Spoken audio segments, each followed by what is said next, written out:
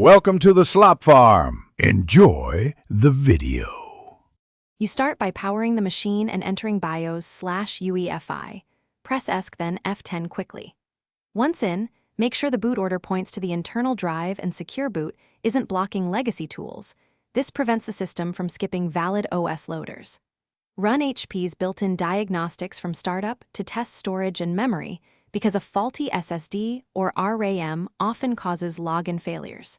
If diagnostics pass, make note of drive model and health so you know whether to attempt software repair or plan a hardware replacement. You now work through Windows repair using a recovery USB or HP recovery media.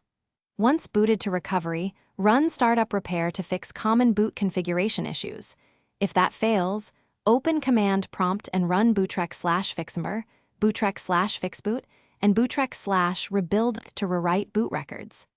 Afterward, check the file system and system files with chkdskc /f/r and sfc/scano because corrupt files or bad sectors can stop Windows from logging you in. You finish by either resetting Windows while keeping your files or restoring a system image if repairs didn't fix the login.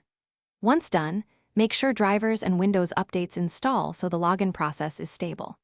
If diagnostics showed hardware faults, power down and reseat the SSD/HDD and RAM.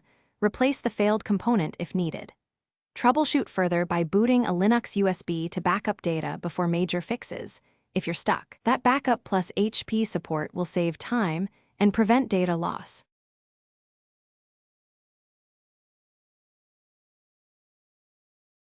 Thanks for watching. Consider subscribing if we helped you today.